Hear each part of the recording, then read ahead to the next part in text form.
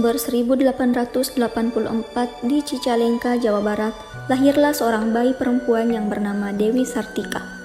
Ia terlahir dari keluarga priai Sunda dengan ayahnya yang bernama Raden Samonagara dan ibunya bernama Nyi Raden Ayu Raja Permas. Perempuan yang kerap dipanggil Uwi tumbuh menjadi anak yang memiliki minat di bidang pendidikan.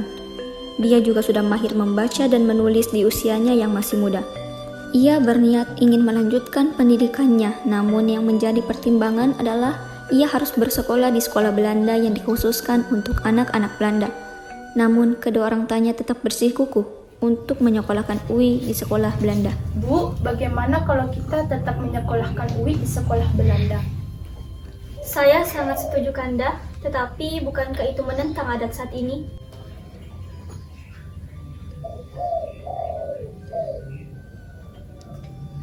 Kanda paham akan hal ini. Akan tetapi, ketika melihat Uwi semangat dalam belajarnya, akankah lebih baik jika kita menyekolahkannya? Tolong panggilkan Uwi kemari, Adinda. Baik Kanda. Uwi, duduklah nak. Ada apa yang memanggil Uwi? Apakah ada hal penting yang ingin ayah bicarakan? Ayah dan ibumu telah sepakat bahwa kami akan mengizinkanmu untuk melanjutkan sekolah Belandamu lagi, Uwi. Benarkah? Uwi tidak mimpi kan? Ayah, ibu.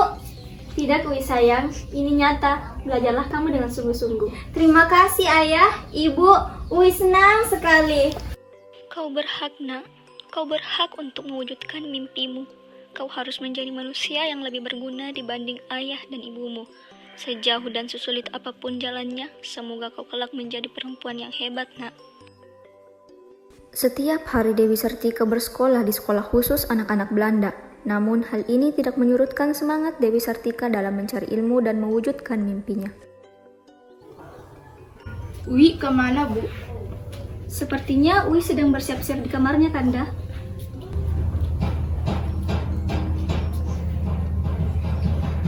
Ayah, ibu, Uwi berangkat sekolah dulu ya.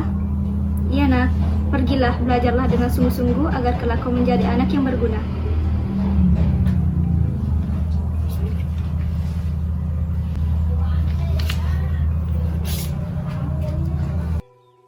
Lambat laun pemerintah Belanda pun mengetahui bahwa Dewi Sartika yang seorang anak dari priai Sunda bersekolah di sekolah khusus anak-anak Belanda, sehingga orang tuanya harus menerima hukuman dari pemerintah Belanda, yakni diasingkan ke Ternate, dan Dewi Sartika pun harus dikeluarkan dari sekolah Belanda tersebut.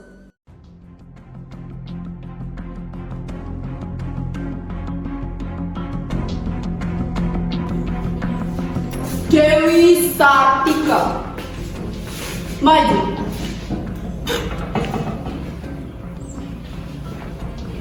You kan bukan anak Belanda, lalu kenapa you bersekolah di sini? Apakah salah seorang anak priai Sunda bersekolah di sini? Saya bersekolah untuk menuntut ilmu, bukan untuk mengganggu siapapun. Apapun alasan you telah melanggar aturan AI. Yang boleh bersekolah di sini hanyalah anak-anak Belanda. Setiap anak berhak untuk mendapatkan pendidikan. Bukan hanya anak-anak Belanda saja. Ini negeri kami. Kami berhak atas negeri kami. Berani sekali you berbicara seperti itu. Mari ikut kami.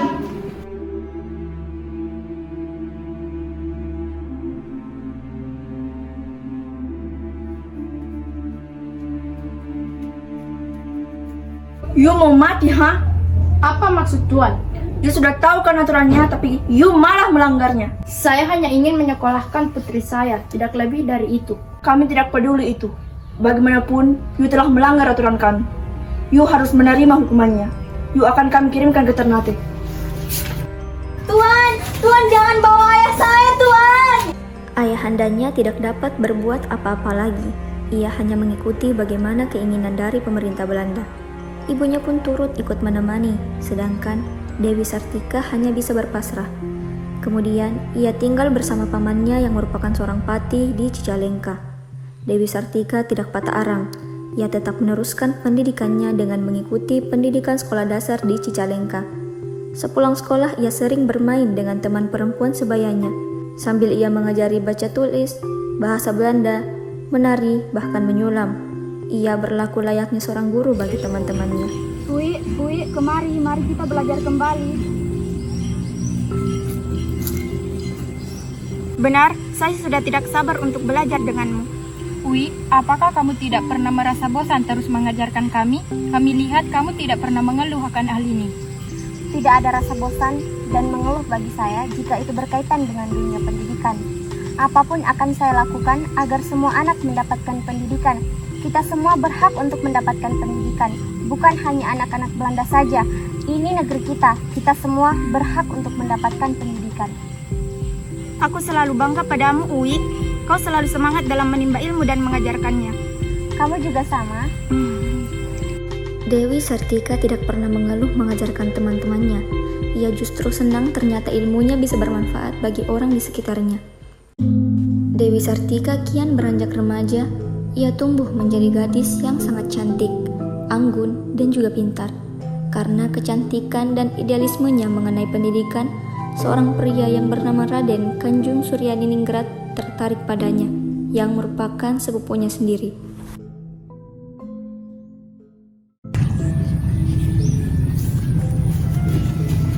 Dewi, apakah kau mengajar temanmu sendirian? Apakah kau tidak kerepotan? Iya benar, saya mengajari mereka sendirian. Saya tidak pernah merasa kerepotan mengajari mereka. Saya merasa senang ketika mereka sudah bisa membaca, menulis, menyulam, bahkan menari.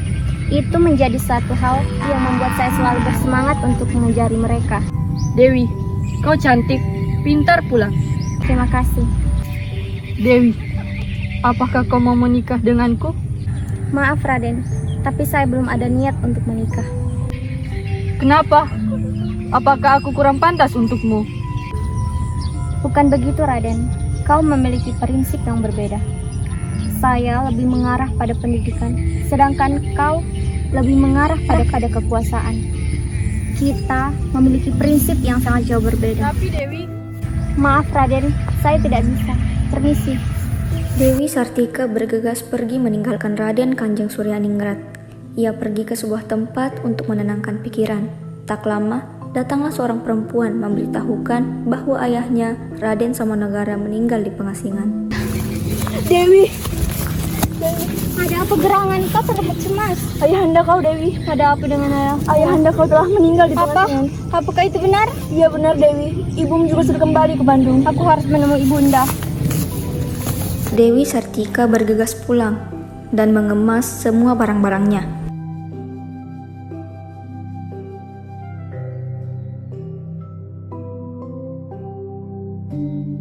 Tak lupa ia berpamitan kepada paman dan juga bibinya.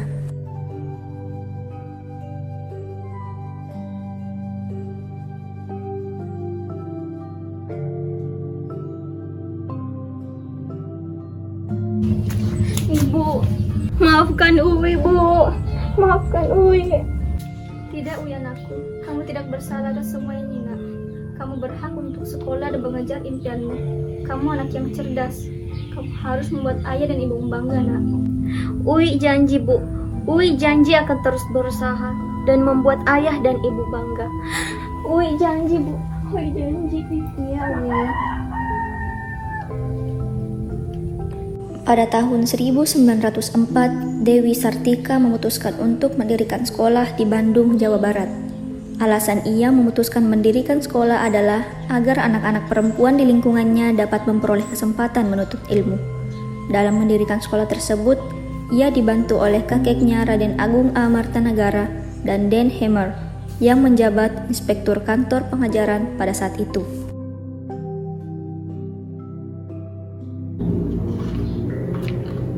Permisi. Silahkan masuk. Silahkan duduk. Dewi, apakah benar kau ingin mendirikan sekolah? Iya, benar. Saya ingin mendirikan sekolah istri atau sekolah khusus perempuan. Lantas, apa alasan kau ingin mendirikan sekolah? Saya hanya ingin perempuan Bumi Putra memperoleh kesempatan untuk menuntut ilmu. Dan saya ingin tanamkan kepada mereka sebagai perempuan bahwa mereka harus bisa segalanya, agar mereka percaya diri terhadap kemampuannya, dan agar mereka tidak bergantung pada suaminya kelak, apalagi pada belas kasihan orang lain. Good, saya suka rumusan kamu.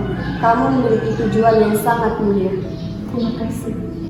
Berlangsunglah sekolah tersebut didirikan.